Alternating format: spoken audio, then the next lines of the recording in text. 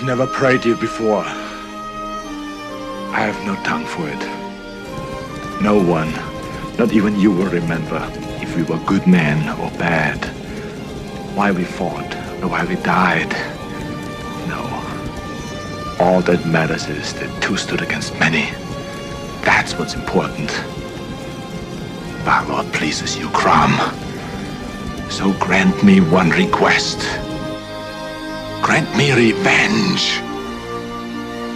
And if you do not listen, then the hell with you.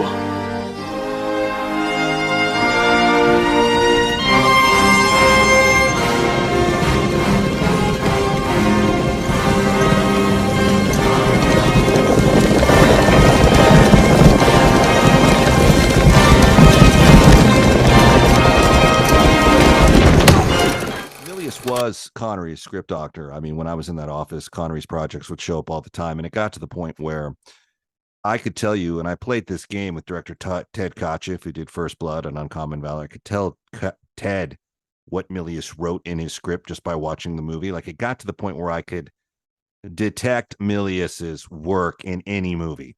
The Hunt for Red October. Mm-hmm. It's clearly the Cortez burning his ships line. Uncommon Valor, it's where Hackman is talking about his Korean War experiences.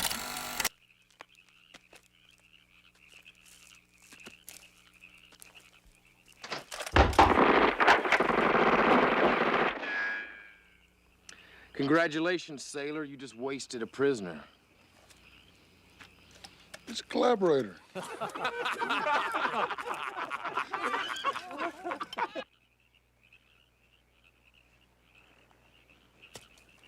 You all right?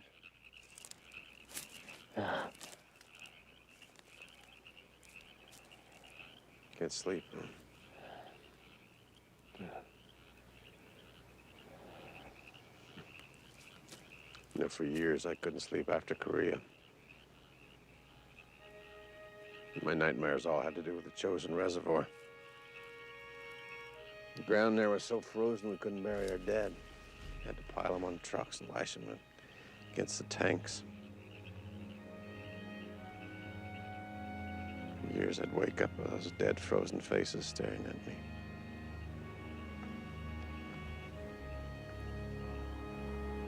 They ever go away? No.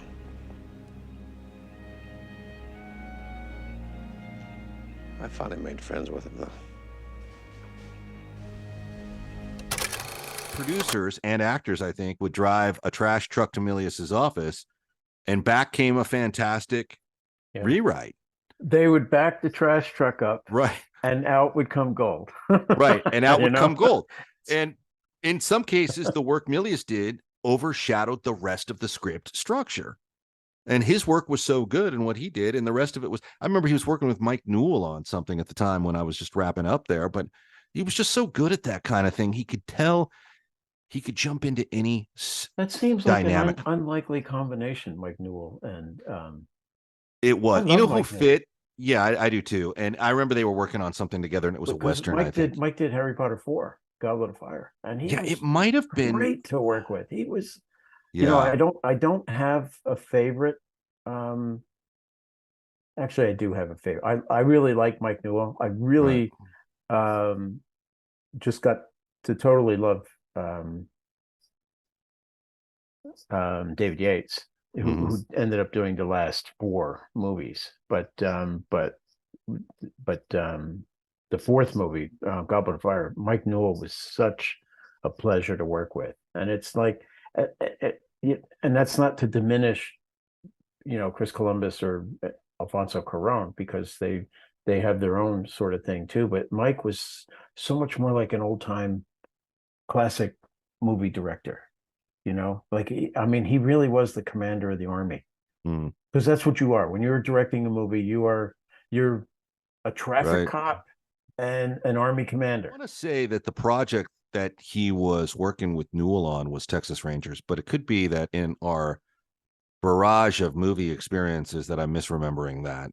But he did do a lot of script work, and he was just very good about that. And Milius had a lot of great unproduced scripts in his office. Daniel Boone, he had a great one about the French Foreign Legion fighting to the last man in Mexico based on a real battle. But these are the things that, Milius would write that were fantastic, and the studio would be like, no way. Too much. Well, sometimes they were too big. They were too big, and you can't, you have to scale it down because you can't do that.